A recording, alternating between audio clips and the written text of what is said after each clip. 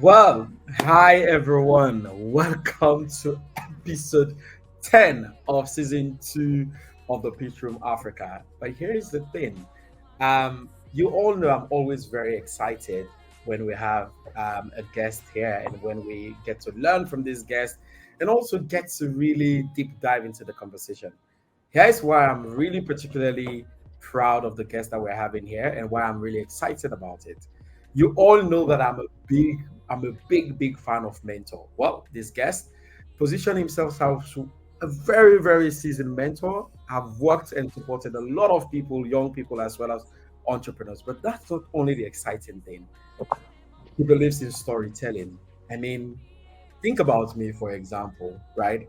How many times have I talked about the African people, African startup, African people just telling our own story? Well, we're going to deep dive into why we have not been doing that. But we're also going to challenge Obi into telling us why we have not been doing that. But before I do that, let us hear the wonderful voice of my co-host Esther Richards. Good evening. Welcome again to another episode. How are you feeling? Hi.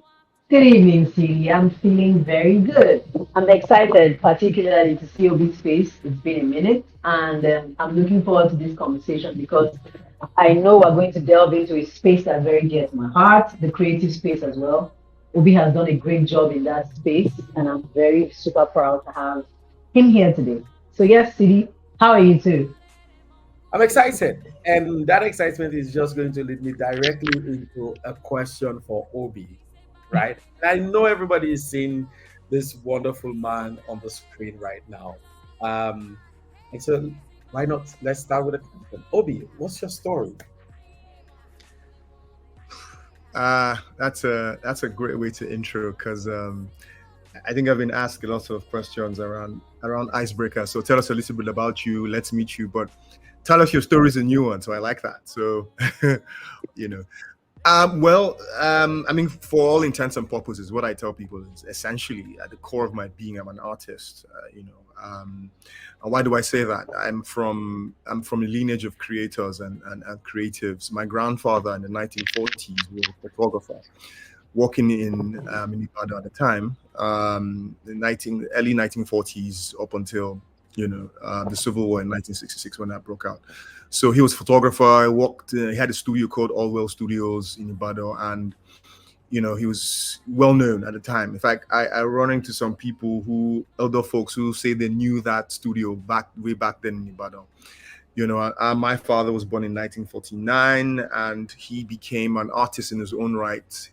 He went to the famous Yaba Art School called College of Tech at the time that became Yaba Tech, for those people who know the academic institutions in Lagos. So he was a graphic design major, graduated in 1975, best student in his class.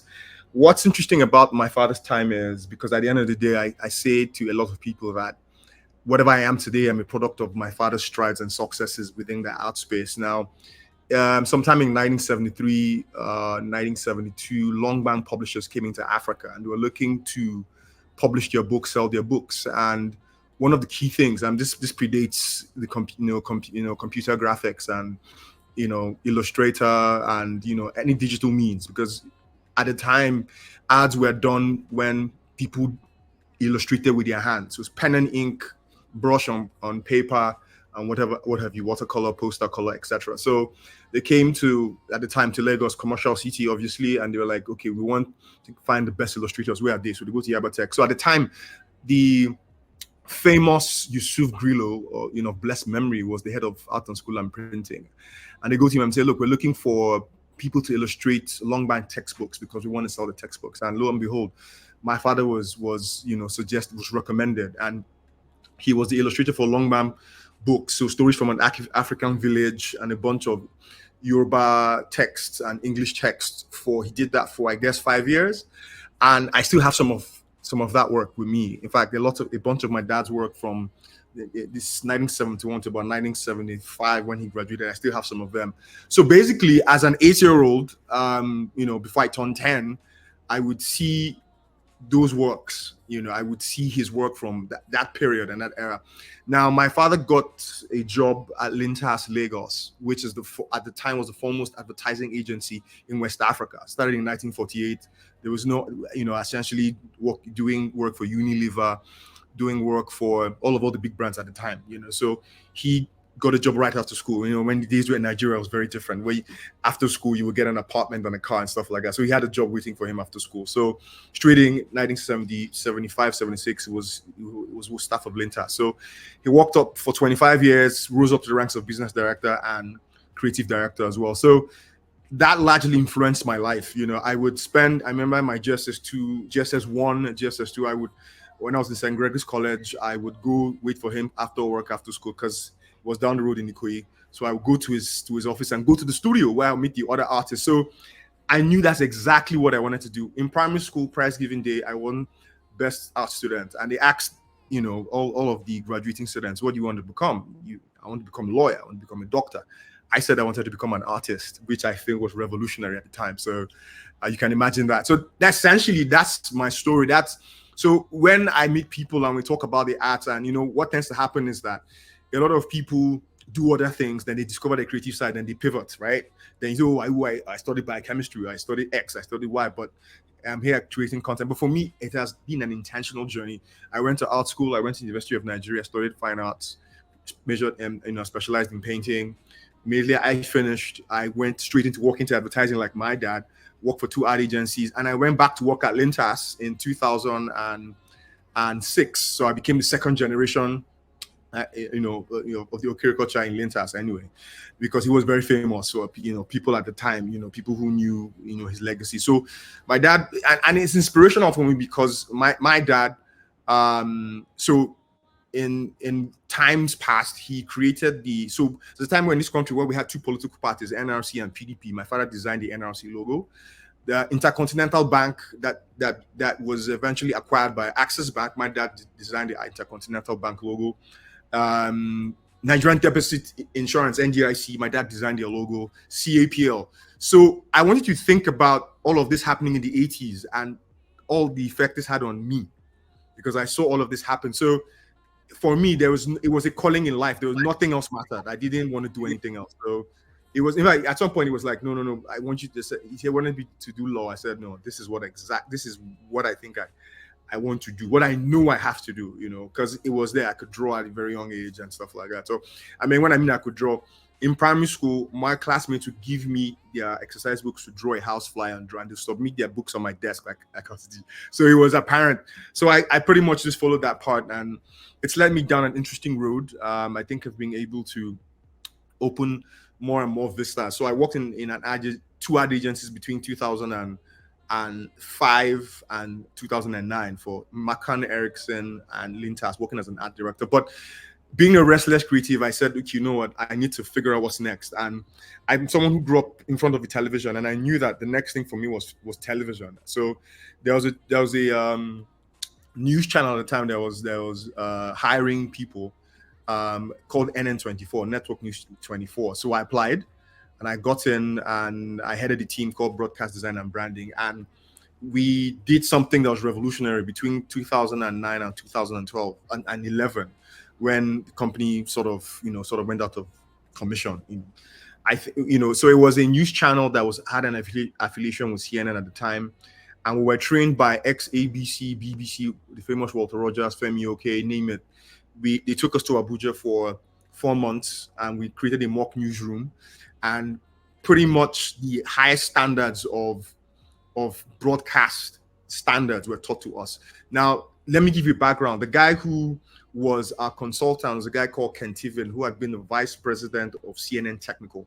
When he retired, he went around different countries, Pakistan, Sri Lanka, India, setting up news channels. So our CEO at the time, a guy called Tony Dara, who essentially birthed the idea for NN24, hired him. So it was based on something called visioneering. So vision and engineering. What does that mean?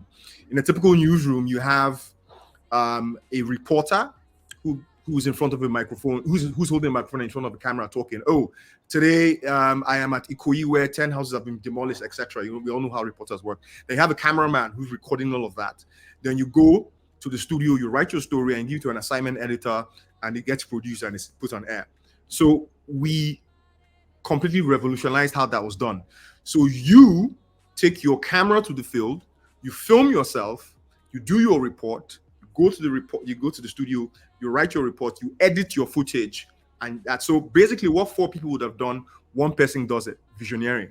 So that's what made NN24 special, because we had trained these essentially wonderful superhuman reporters. They were doing excellent stuff, and the kind of technology we were using was the same Al Jazeera was using, was the same CNN was using, something called the Viz engine, Viz RT, Viz technologies. We're paying as much as $5,000 for licenses. So it was crazy. So we're in this world that was like a dream, and we used to have exchange programs with CNN and stuff like that. So it was like a dream come true for me, because I was like, okay, I need to get into the world of TV production, and that was my introduction to what a glorious introduction. So as you all know, you've set up 3 companies. You know what it's like doing business here. 2 years into the business, we couldn't sustain the business. Advertising revenue wasn't coming in. We're competing with channels at the time, and things became political because our founder at the time, our boss, didn't want to get into politics because he felt that if you get tainted, you can't tell the truth. And the problem with a lot of media houses is that stories can be bought. There's an agenda, there's a political agenda. It's either you align with the left or the right. So he didn't want to do that. So, and we had this motif. We had like a square in our logo that reminded us that we would always be fair and square in our news reporting. So we're not part of the Nigerian Union of Journalists. We were just doing it. So for essentially 2.5 years, we were flying like that. And so we burnt out through our seed money, and getting more investments was a problem. We were blacklisted by some people who thought that we were spoiling business for them. But then again, we kicked people in the proverbial butt, if you understand what I mean. We were really in the faces of people. So, of course, without money, nothing can survive. So at some point, it started to owe us salaries and stuff like that. But then again, we still came to work because we believed in what we were doing. But then again, that was a chapter of our lives. But then again, all the guys who worked at NN24 have gone on to do big things, and some of them. Shewa Kimbalo, he was on channels. He was from NN24. The setting to Tulilokpa, who leads at TV, not TV Continental. She's at News Central. So all the guys at News Central, a couple of people who join channels, TV Continental, most of them are from NN24, and all the pioneer guys, some of the guys who really bust onto the scene on Nigeria Info, all from NN24. So it's something it's a part of my life I'm really proud of. It's something that really set me going on that course. So I pivoted from NN24 and sort of did a detour. I went into oil and gas. Interesting story. I started working in brand and comms, and that's pretty much when my brand and comms journey started. That happened for 3 years. Then after that, I went to work for Mr. Elumelu, working for his foundation as a brand programs manager. Then I went to work for the investment arm, Hairs Holdings. And then sometime in 2014, 2015, something called content marketing was beginning to catch fire. So the banks suddenly realized that, look, the best way for us to sell our products to especially, the sort of demographic that we're looking at, we have to do content. So in Ndani TV, I helped to set that up, working with the guys at GTB. So that's story for another day. But, I was pretty much in the eye of the storm when all of that started, So at UBA at the time, because Mr. Elumelu says, look, I want to do what GTB is doing in Ndani TV, but I want to do it better. And that's how Red TV was born. So I went to work with Bola Atta, very, very famous Bola Atta, which credited with just, essentially founding Africa Magic, in the 90s. So, and True Love magazine, she was editor of True Love magazine at the time. So she had this wealth of experience, and, we formed a very, a solid crack team, of content curation and content creation, and really did some amazing work over the span of 7 years. I'm really proud of my time there, but it says, I think personally for me, I think sometime in 2019, 2020, a personal goal for me was to work at Netflix. And I think it's one of the brands I really love because of the intrinsic and the extrinsic nature of the brand, how they have been able to create and curate experiences for people, how it is part of people's, an extension of people's lives essentially. I wouldn't say it's a lifestyle, but it's an extension of your life, in how it's able to curate content for you, and why, and that entire gamut is something that really enamored me, and I really wanted to work for them. So in 2020, I applied for a position and I did 8 interviews over 2 months, and I was this close, but I didn't make the cut, but then again, I think for me it was validation that I mattered. It was validation that my journey and everything I had learned, everything I had been through mattered, and people across the globe felt I was necessary to, felt that I could get a shot on that team. So for me, that it validated a lot of things for me. And I also interviewed at Prime Video at some point, in 2022 apparently. So at the moment, there's nothing like building a Nigerian brand. There's nothing like building a Nigerian super brand, something that would impact the lives of many, create value for people, and essentially just bring the dreams of people to life. So there was an opportunity at Money Point. Apparently the CEO is somebody I used to know, I used to know him working for a particular company at the time. And he says, look, we're doing great stuff. Why don't you come and join us, see what we're doing? You come in, you have freedom to, do what you do. This is the vision of what we want to do. And I was like, okay. And here I was working at, UBA/Red TV for about 7 years. And I was like, I was pursuing a role at some places. I think there was Mnet, interviewed at MultiChoice, I interviewed at, at Amazon. But at some point I said, you know what?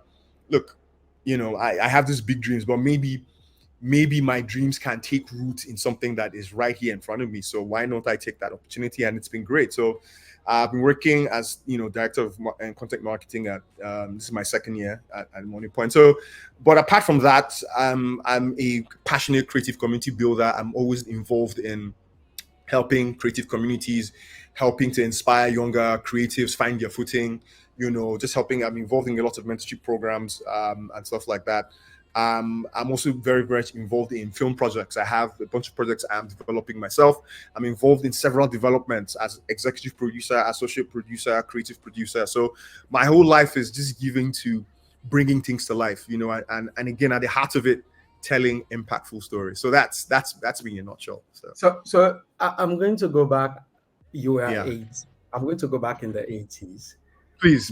It's my favorite decade. Yeah, go ahead. You're 8 years, and I'm listening to you, the excitement, but I also have some sort of an idea of how passionate artists were in that region. I didn't live through that region, but then a lot of the story that I've heard tells about a story about how much passion people have that time. Yeah. Would you say your dad is proud of you today, being that the traditional artist, and now you're completely corrupted with technology? I think he is. I think the question is your dad proud as an artist today? Yeah, that's a very good question. I think he is because he was a commercial artist. So because he worked in an agency, it wasn't like any traditional artist. But so essentially there was already, think about people who work. For instance, if you watch the series Mad Men, he was pretty much like a Don Draper, working in an agency. So he worked in corporate life while using art to achieve, as a means to an end, to achieve a commercial end, to sell products at the end of the day, advertise and stuff like that. So I think that I've seen proof that he's happy because I think why I say this is because when I was still a young art director cutting my teeth, my dad was my first critic. So I would show him my work and say, okay, what do you think about this? This is what we're working on. And we'll have that conversation and say, okay, why don't you try this? Why don't you try that? So I see that level of admiration. Okay, I think you're doing well.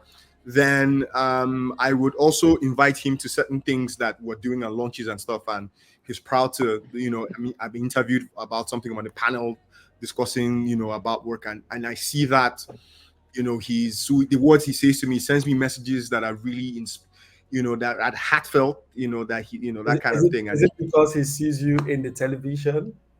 Like let's remove the television. Yeah. So I think I think it comes from a place of admiration and the fact that, okay, finally you've come into your own. I'm proud of you. You do something and you're doing it right. You're achieving that thing that you set out to do. So I think there's that level of admiration. So let's take away all the glossy stuff. I think he's really happy that his son is fulfilled.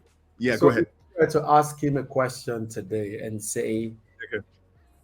has AI improved art or the being an artist, or has it not? What will be his argument? My father, Yeah. hmm, I think we're alike. I think he would say that. I think this is me taking a wild guess, but I think he would say it has improved, just because certain artists or creative people can get their hands on resources that can help them achieve whatever artistic execution they're trying to do easily, without going through a lot of hoops and things, if you understand what I'm saying. So because I have that stance, and I tell a lot of my artist friends and creative friends that, look, you need to see AI as a tool, as a means to an end. It doesn't herald the end of anything, but you need to see it as a new ecosystem that you need to plug into and see how that helps your workflow. Look at it as another link in the value chain of your creativity. Now, once you have that mindset, yeah, So, it changes your whole. what happened if someone who is an artist grew up in the 80s is Yeah. now here seeing all of like this AI happening, and then they Mid journey and all that. they refuse to use AI? What impact will that actually have in their in their commercialization of the art that they currently have? And I'm asking this Yeah. question because Yes. some of the best pieces and the most expensive pieces today are those that are actually hand drawn, hand painted. Yeah, traditional art. Yeah, that's never going to change. Yeah. Yeah. Let me answer that. A great question, by the way. Now, I have a friend of mine who's in America, and we have these conversations every time. Kenny, we have this. She's a futurist, and she's really, really into all of. And for me, that's me. For me, I embrace any sort of technology that comes out. I embrace. But here's the thing about embracing these things: it comes to a point where it reaches saturation point. As human beings, I give you an example. It's kind of like fashion, right? We all, at the time when men and women were wearing skinny jeans for the longest time. We're all skinny. I mean, have the skinniest jeans. Now, what's happening is that we're now back to wearing baggy trousers. So there's that look. So what will happen with AI is that there'll be a saturation point. Now you can create music with AI from scratch. In fact, there's something I did at work one time. We needed to do something for Workers' Day, and we needed to do something with an old nursery rhyme. So I quickly did some stuff with AI, something called Suno, and I created 3 tracks, and I sent it to my guys, and they were like, we must quickly call these guys to go to studio and record. I said, so I let them finish. I said, guys, I did it with AI. There was silence in the room for like, you get my point. So I think that disappointment, right? Like, no, it was unbelievable that that was actually possible. Is that possible? Like how? So answer the question. The thing about it is that traditional art forms will always be in demand because they have value, and now they will have more value because a lot of artists, a lot of creative people, except you're really passionate about your creativity. And like I tell people, like when people come to me, I want to create content, I ask them a question: why do you want to create content? Why? Is it because it's a fad, it's trendy? You need to know, you need to come with convictions. Now, what happens is that artists that are really have convictions about what they do will stick to whatever they do and figure out a way to survive. Well, I tell you what happened is Sotheby's, Etsy, all the platforms where you find the most expensive art auctions, all of them, they are still having art auctions. And what's going to happen is that this artworks will become in higher demand, because what will tend to happen is that we won't be able to tell the fake from what is real. Now, if you're able to decipher what is real, the value is times 100. You understand what I'm saying? So it places more value on traditional art, because now, somebody said, imagine in 2050 where somebody says, I have this painting, it's an original piece done, oil on canvas. I'm like, oh my goodness, and it's going for X amount of money. You get my point? So my point is, what's going to happen is there's an explosion of value while AI runs riot and does whatever it wants to do. And at that time we start to appreciate traditional art. The museums are not going away. People are going to go there, and those works are going to triple in value, that kind of thing. So at the end of the day, it's not going to change the value of art on the art market. Art, people who collect are going to collect, and it's going to be called a store of wealth and a store of value, and for a certain asset, and as an asset class of wealth. So it really doesn't change anything. I mean, if anything else is going to triple the value, or whatever it is, however astronomically and stuff like that. So yeah. Esther, do you want to jump in, or should I keep going? Definitely. No, I need to jump in here. I've listened to everything you've said, and something is very striking in this conversation for me. I see a gap for artists. Every artist, I think, needs to be a storyteller, because it looks like one of the ways to sell your art is to tell the story. Right now, we know we brought Malik here. Malik has a powerful story. I know you've met Malik already. He has a powerful story with the age and his parents, his mom, who he lost, and all of that story.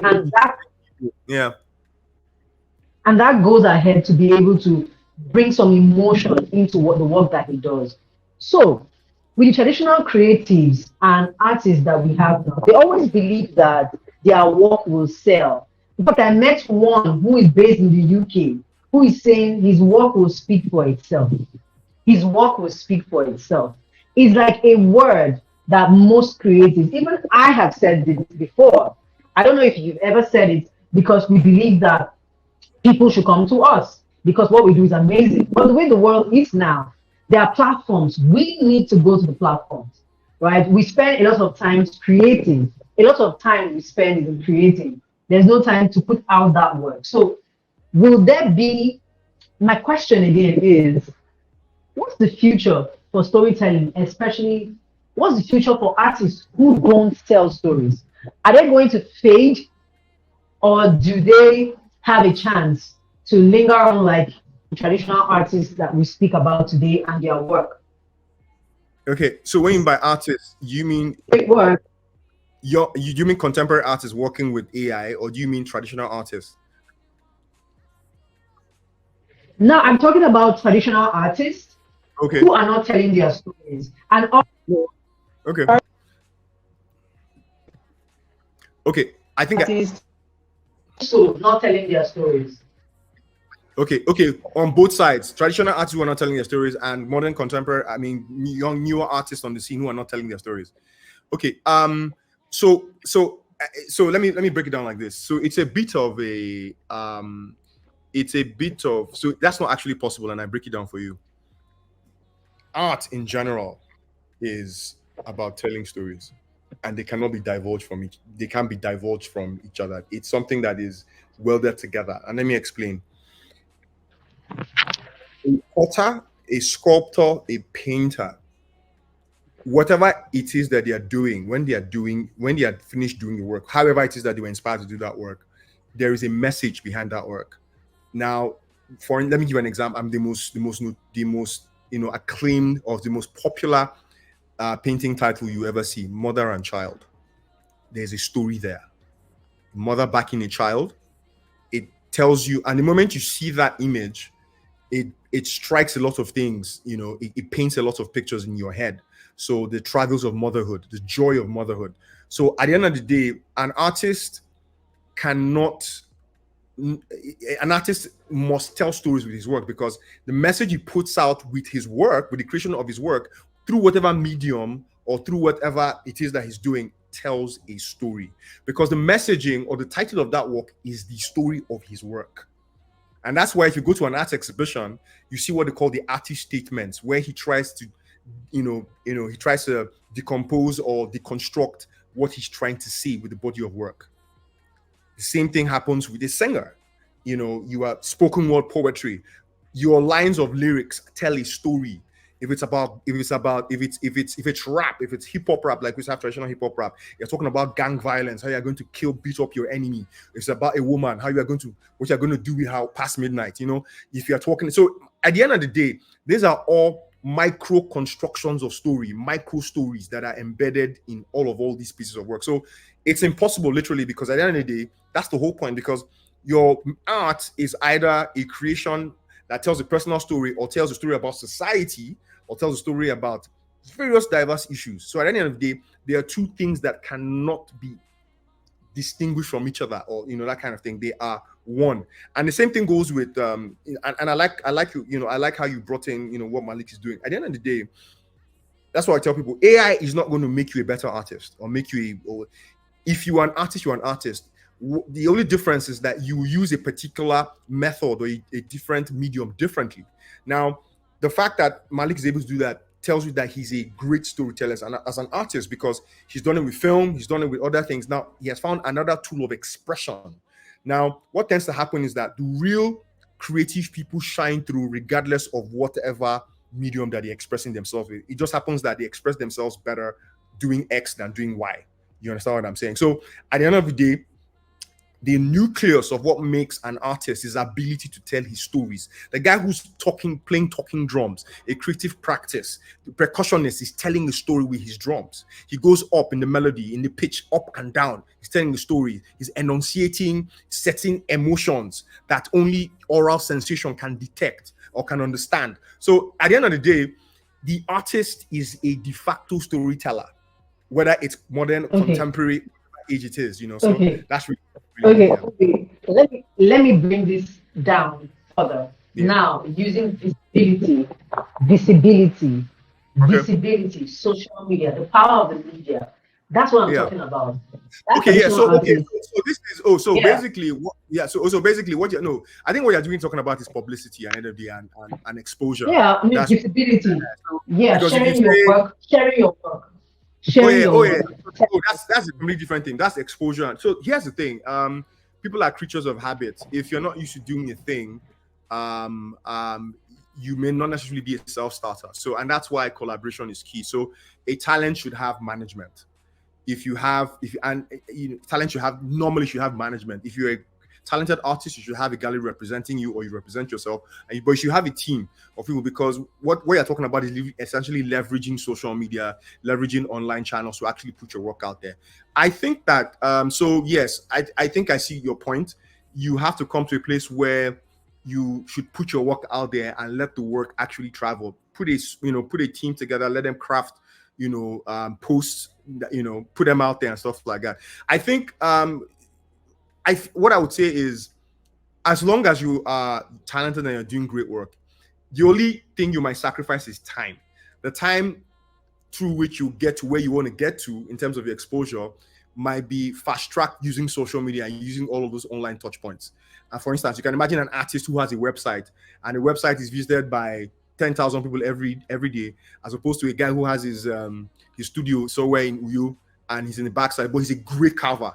He's a great sculptor. If nobody sees his work, people are not going to talk about it until maybe some guy who travels from Germany on vacation. Oh, by the way, who's this guy? And the next thing, you get my point. So that's the point. Everybody, at the end of it's kind of like I tell people that you have to build a personal brand, and in building that personal brand, you need to be intentional about how you tell you package yourself and you push yourself out there. So that's really important. Like I tell people, nobody looks for a goat in the dark. You look for a goat at night when you can see it.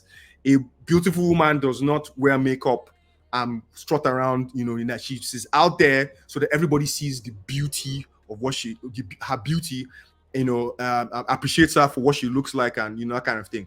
It's even for what she looks like, not who she is, because who she is a completely different thing. Is at least we can see what she looks like, and which is pretty much a metaphor for putting yourself out there, on all the prescribed social media and online platforms, so that you can be recognized and you can be appreciated for the work you do. So yeah. All right, Sidi. I'll let you go in. Yeah. Go in. So, one question. Shoot. And I really appreciate that you touched on the story. With the dynamics of our storytelling in Africa. Yeah. Today, you walk into a museum, you see an art that is called Africa. You see an art that is called America. You see an art that is called Europe or whatever it is. What is Africa's artistic value today to you, Obi?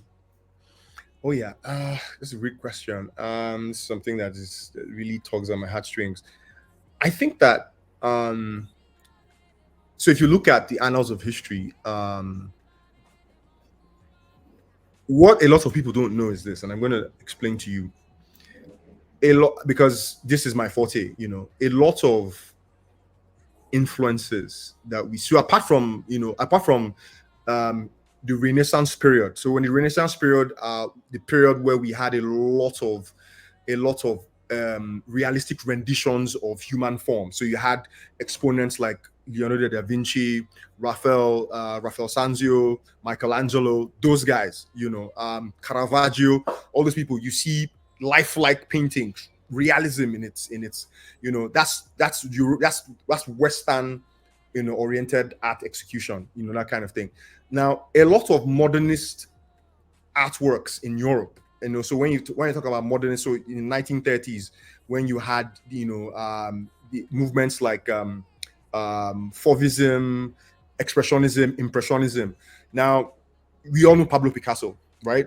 Pablo Picasso, his father was a Spanish art teacher, and he was doing a lot of realism, which is if you went to a traditional European art school, you would learn human anatomy, how to draw, and the human form and environments and stuff like a still life, etc. Yeah, he went to, and get this right, in the 1940s and 1930s, he went to an exhibition of African art that had, obviously, we all know about the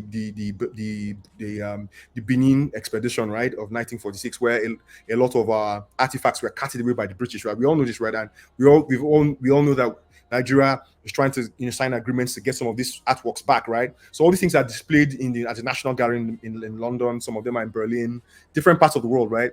So often and on, if you've gone to any museum abroad, you would see the African art section. Those things. Now, let me give you an example. Knock art. So there are traditional art legacies, or should I say movements, that have been existent, and art forms that have been existent for thousands of years. Sometime in 1940s, a German called Uli Swiller discovered a well full of heads, terracotta heads. This is a place called Nok. Nok is in the north, somewhere in Niger State. I hope I'm correct, but that's where Nok is. N-O-K. So they discovered these heads, and when they did carbon 4 dating, they discovered that these heads are 8 to 10,000 years old. That's now some of these heads are in places abroad. They were taken away to a lot of far countries. Then we have talk about Iguku from the Enugu side, where I think we also found in Wales. They dug them up again in the 1950s, things like that. And then of course the Ife heads and the Ife bronze heads, and of course Benin, this how symbolic those bodies of work were to the Oba, and the Oba, that system. Now, what happened was Picasso saw a knock head. And if you look at the formation of the knock head, it's basically geometric shapes. A triangular form for the face, almost coming down. Then you have triangles for the eyes, another inverted triangle for the nose and the mouth. You essentially broken down the human face into geometric shapes. That was the birth of Cubism. Pablo Picasso took that and started decomposing and deconstructing his human anatomy, and that is how Cubism was born. Influence of African art. The point here is, not everybody knows this, because we all feel that whatever comes from the West is superior, but at the end of the day, European modernist art has been heavily influenced by African art. And the truth about it is that it's something where you have to either read upon, or you stumble upon that information. But the point is that it's been in existence for thousands of years. So at the end of the day, African art is up there. I mean, we talk about Egypt. Egypt is a civilization that has been there for millions of years, and we can all see that in how far the kind of sophistication they have with the hieroglyphics, with the Sphinx, the Sphinx, with the pyramids in Giza. That was art existing way before the offshoots of European civilization. So at the end of the day, we need to understand that African art is not just something that is that is just commonplace. It's something that has existed for years, for a long time, and it has heavily influenced what you see now as what they call abstract art, in European art execution. You know, I hope that answers the question. So that's really from an informed perspective, you know. Yeah. No, it does, but it also puts a lot of things into context, um, which is what happened to us? How did we lose all of that in transition? How did we go from being the pioneer of and or the influence on contemporary arts to some of the greatest artists that have ever lived to just being the watchers? What happened? So I think it's really a question of not how do I explain this? A lot of things are responsible for that. I think first of all, not being able to properly self-project, because what has happened a lot of times is that most of what we've had have been people, either the Smithsonian or Sotheby's, taking our art and publishing it and telling us, oh, this is African art.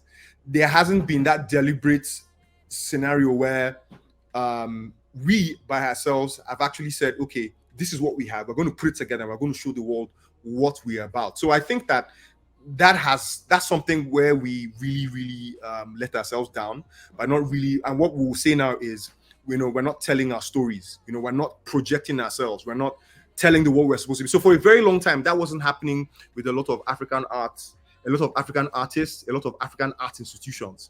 So what used to happen was that a lot of artists, you know, would graduate from art school, do their thesis, practice, but their main aim is to go abroad and make a name for themselves.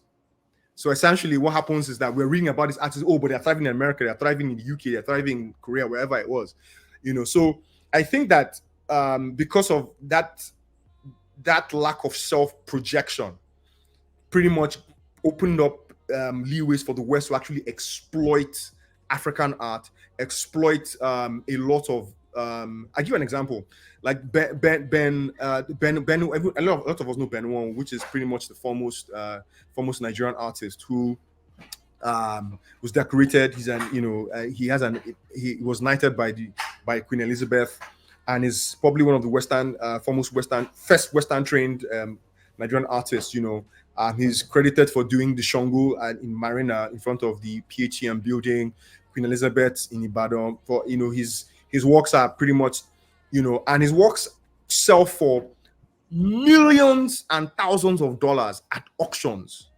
I mean, a small bronze N1 head can go for as much as, you know, as much as a small tiny bronze head of maybe like 6 inches or something can go for as much as, you know, $50,000 to $60,000. But I tell you that none of that money, because I know Oliver, his son is my friend. Oliver Enwanwu, second generation Enwanwu. None of that money gets to the family, because what has happened is that there's something called provenance. So when you buy a piece of work, you need to look at the history of that work. So who pre-owned that work before, and that kind of thing, in such a way that all the revenue that comes gets down to the owner. But none of that will happen. So you have people who have bought over these works and they have it for themselves, and the wealth keeps, you know, increasing, and none of it comes down here. So what is happening is that I think by the reason of education and being self-aware and the extolling the virtues of Black excellence. Now, Black people have a certain type of pride, especially. I think if you cast your mind back to what happened with Black Panther and almost like the Black awakening, you know, Black Lives Matter and things like that, you know, you see that the Black man suddenly has a consciousness of the fact that, you know, I need to believe in myself. I am enough. I do not need the validation of the white man, you know, to give me validation as a creator. I mean myself enough. So I think that there's a certain type of consciousness that has pervaded a lot of young, you know, artists nowadays, and pretty much they are pretty much saying to themselves, you know, I can do this. So that's why we have almost like an explosion of creativity in Africa, especially in Nigeria. You have people opening galleries, young people opening galleries. You have more younger collectors who are now collecting art and doing great things, you know, that kind of thing. So it's wonderful to see. I think to answer your question, the fact that we didn't own our own story, we didn't self-project, it created a loophole that the West exploited. But now it's not too late, but I see a reversal of that narrative, and it's things are beginning to change along those lines. I've listened to you talk about the journey from the 80s, and we've also learned a lot. I think I've learned so much in this conversation about the ownership and the influence African arts itself have had. But that's a little bit about the storytelling side, right? I want to go into a little bit, and I want to bring it to today's world because you can only use history so much. Today is going to be history. So I want history to remember that I asked you this question today. Hmm. You mentioned that there's an explosion of content marketing. As a matter of fact, you're director of content marketing in Money Points, which is, by the way, one of my favorite companies in the whole of the continent, in the whole of the world today. Wow. Yeah. Okay. Yeah, and I'm And you very, just that's what I said to you. Why I'm did you very, tell Obi that? very My vocal. exact Also, my exact you don't have an account with Money Point. I do. How can that be your best? Your I best? have You a know, eh? I did a podcast wherein like they asked me about my top companies. I'm very vocal about that. Thank you But very then much, let's sir. go back We'll to get the there. explosion. We'll get there. We'll Yeah, get let's there. go back to the explosion of content content creation, right? Which is it's an art, right? It's a creative art. Yeah. But a lot of the content created today in the continent are more or less, especially the successful one, are overly obsessed about westernization than they are about actually selling the traditional African story. I dare to say some of your generation of people that you actually took from N24 are themselves losing their way into this media conglomerate that they are all working without telling the Western City story. has arrived there. I'm sorry, I want Obi. you to He's tell me going there. about He's going there. your Controversy. perspective. Yeah, I just want you to tell me honestly, when you sit back and you look at all of this playing out, what are the things that you're very concerned about? And remember, you can't really go tell them to change course because as far as they know, they're successful, right? So what are the things that you when you speak to mentors, or if you have the opportunity today to speak to any one of them as a mentor, what are the things that you will speak to them about that concern you in today's rush of content creation and content marketing? No, yeah. Yeah. That's a good question. I think to be honest, the answer is very simple, and it's really two things. Why are you doing what you're doing? And I tell you why that question is important. If you don't know your Mm. why, whatever it is you are doing won't matter, because it is your why that makes you Mm. get up every morning. It is your why that makes you push for achieving certain outcomes. It is your why that makes you want to make impact. Now, my question will be, what's your why? Their why will tell you everything that you need to know.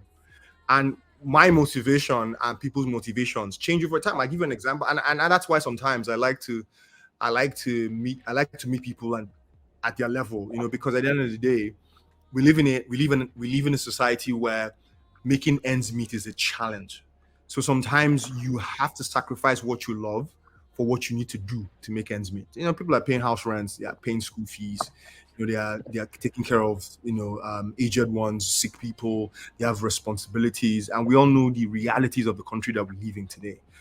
So Mm. sometimes they find themselves where they probably have to pack up their passion and just do what they need to do to survive. When they probably are a comfortable position, then they can now dream and do those things that they've always wanted to do. Now, and that's the truth. For some other people, they persevere.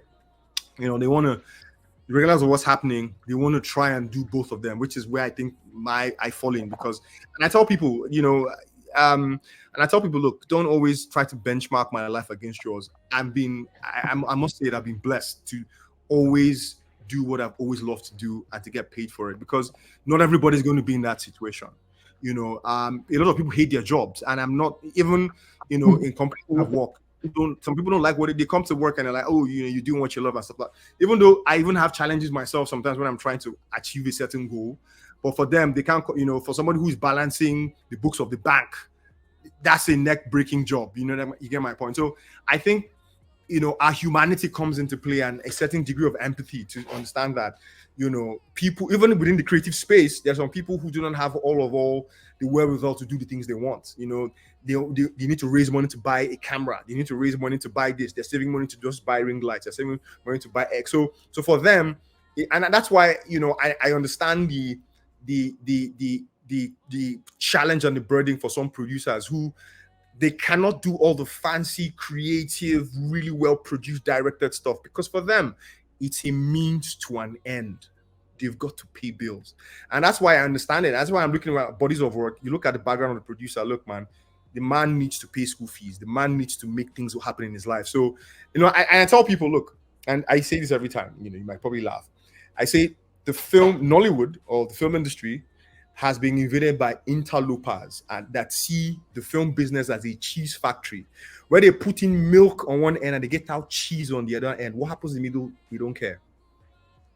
Do you understand that? They put in milk on one end, they get out cheese on the other end. But what happens in the middle, they don't care. As long as they get the cheese, as long as they get the bread, that's what matters. And I understand that is the reality. But what is important is that you are being authentic, you are being true to yourself, and your why is rock solid. So for me, that's a conversation, because in life we can only do what we can with what we have. Obi, let me poke that a little bit down. Please, the line. Poke all the way. Right.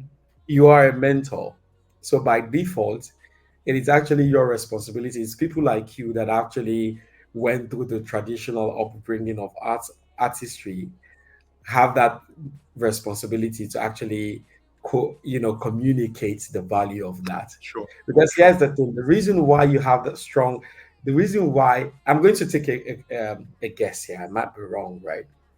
But the reason why you fell in love with art as a young man, even at that early age, 8 years, and then you're growing and whatever it is because, let's be honest, you saw some level of success. You saw your dad.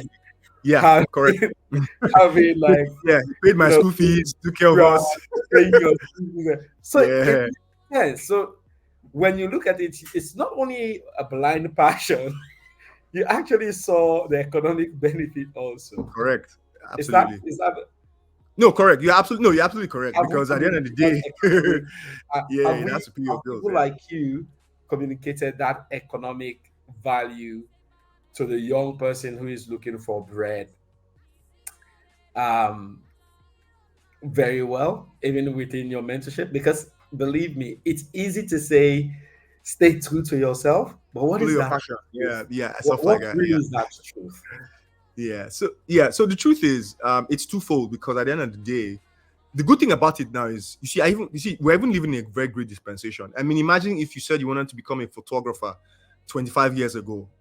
The photographers we knew that, like in 1999, I was in first year, and 2000 I was second year. So the photographers in school were the guys who were on the streets. I remember there's a famous guy near Ekoref, on the way to Ekoref that time. His name was Lucky. He was the most famous photographer. Didn't go to school, but he knew how to use a camera. But today, photography is almost glamorous. Look at Kelechi Amadiobi. Everybody wants to be his friend. Everybody wants to look at what's his name? Jimmy Odukoya. See all these guys. like there are people who see the photographer of Buhari. What's that guy's name again? That dude. I remember. See Tolani, the photographer of the vice president at the time. Moshibajo. So it's become we live in and let me say we live in a dispensation where people are conscious about their image. People want to see themselves in a great light. So once you are able to magnify the human condition and put people in a light where they love themselves, you are always going to eat.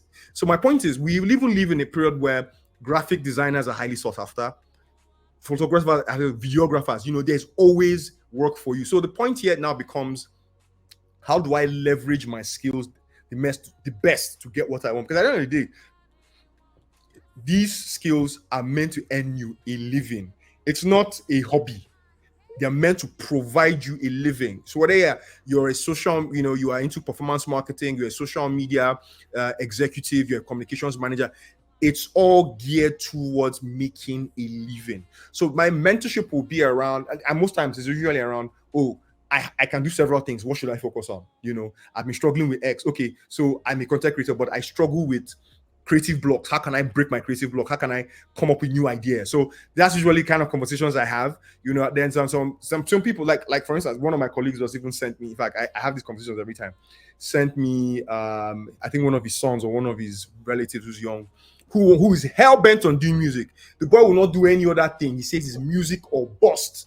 So I have to get on a phone call and try to. His uncle wants me to talk to him. So I have these conversations every time. Say, oh, go and talk to Uncle Obi, or you know, I have calls. Okay, look, I'm having this problem. So I find a lot of joy in it because at some point I was at that period, and so I know exactly what to say, even if I don't know how to exactly. By the time I've listened to what the challenge is, I can profile solutions and say, okay, why don't you try this? Why don't you try this? Why don't you try this? But what is important for me is, as a mentor, is your why. And sometimes when I realize that they really don't have any reason for doing that, I say, maybe you shouldn't be doing this. Maybe you should focus on what it is that you are doing. You know, that kind of thing, because it's really important. But if the strong, so one of the strongest why, yeah, is getting out of poverty. Is a universal why in a sense. Yeah, because let's think about it. If a young man who wakes up in the morning and all they do is from 8 a.m. in the morning till midday is to think about where they what food that they will have to eat, it pretty much means that that mindset is what will drive the rest of their day and will actually spill off to the next day. So at the end of the day, a strong why will still be poverty. But let's go. Let's go to another part of this conversation that I really wanted to go in. I know, like, the conversation is so exciting. So, by the way, if you're listening to us, I know that by now you are expecting the conversation to come to an end, but please bear with us. We're getting there. Please bear with us. So, Obi, storytelling.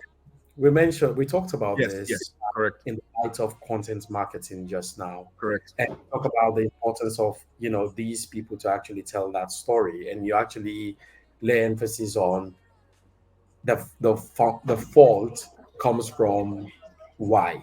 Like, what is the reason why they are jumping into the conversation in the first place? Because the truth is, at the end of the day, if their why is about exposure, for example, they want to be Instagram famous, TikTok famous, it actually means that it wouldn't be about telling the African story. It will be about doing what trends, more or less. Correct. Right? But here's the thing. You've worked with a lot of creatives. What are the common challenges today that you see these creatives go through that in your day they were pretty much there, but not as prominent today? That's one bit.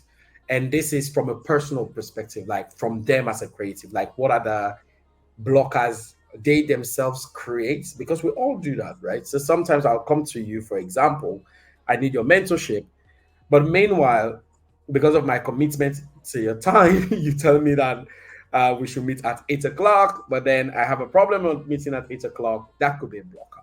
So that's one aspect of the challenges that I want you to touch on. Another aspect of these challenges is pretty much the ecosystem challenge.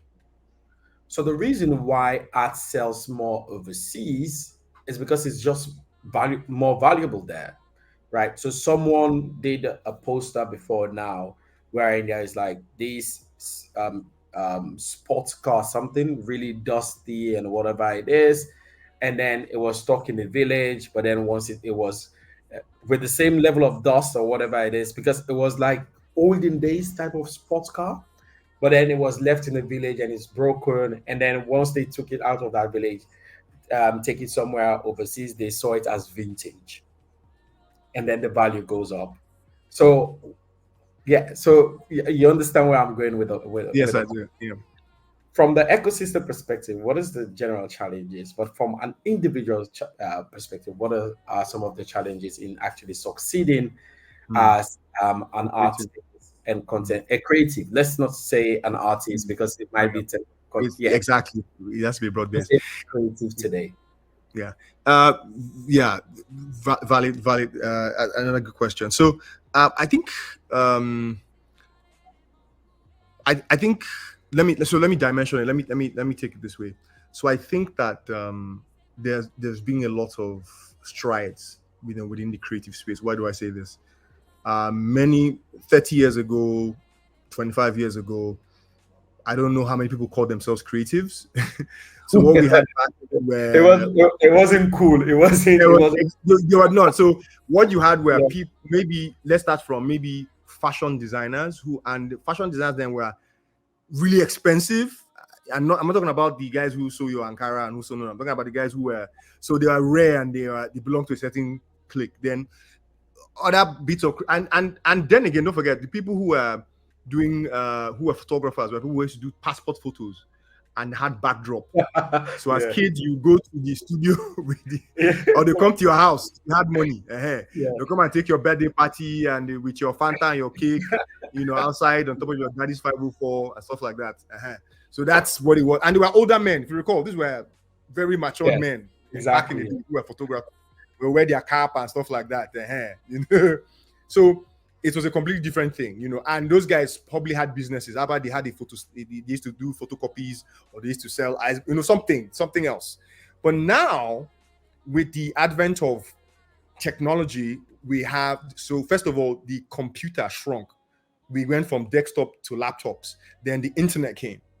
Then we started having, so rather than have a physical office, we started having online portfolios, Instagram. So what tends to happen is that I can take my work, I can show it to thousands of millions of people without having to pay rent for some shop somewhere. So I think that, so in general, what now becomes a challenge?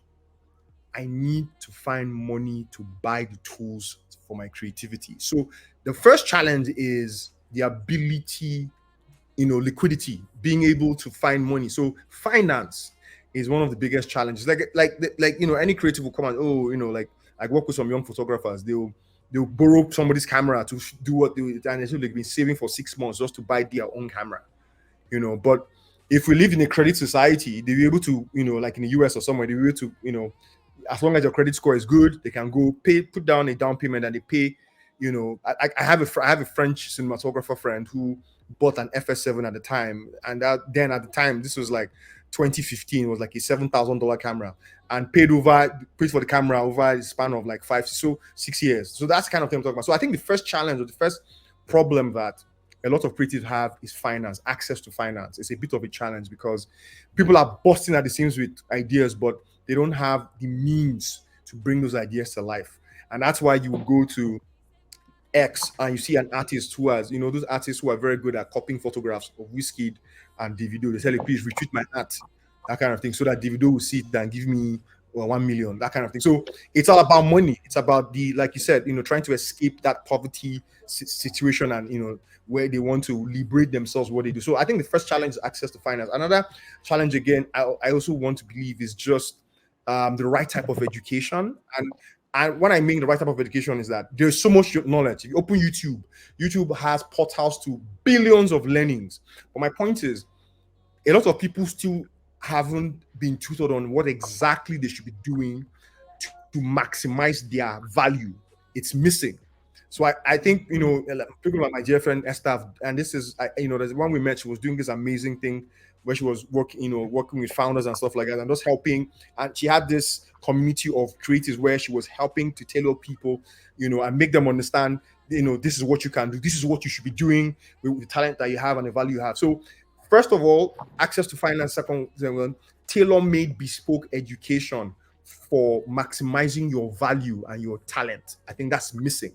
So I think these two things, if we're able to figure them out, I feel that a lot of creators who have more value for themselves will be able to appropriate, what it is that they are doing for themselves. We're able to find the kind of value that they are, they kind of, so basically they can turn their potential into real world value. I think that's the way to put it, that kind of thing. So that's how I would look at it, and that's how I would evaluate what the problems are. Thank you very much. Thank you very much. So let me ask. So again, thank you so so much, Obi. I know we've gone past the time, and even a tiny No, bit of time that we asked for us, we've also gone past it. So I promise this is going to be sort of my last and final question, so we can bring this at home. For those of you who are listening to the podcast, thank you so much for listening. You can tell that this is such a vast topic, and Esther and I are really, really passionate about it because we've gone way beyond the time. But if you would like us to bring Obi again some other time, please just send us a message, reach out to us, and we are happy to just continue the conversation for from wherever we leave it today. Obi, let me just read some statistics for you and as a final close. So, the UK economy, so I'm sitting in the UK, so it makes okay. sense. So, the UK economy by in 2022 estimated that the creative industry generated 126 billion pounds, employed about 2.4 million people. Nigeria's economy, the creative space in Nigeria, according to MasterCard Foundation, contributed about $18 billion to the GDP. Hmm. This is in 2020, by the way, for Nigeria.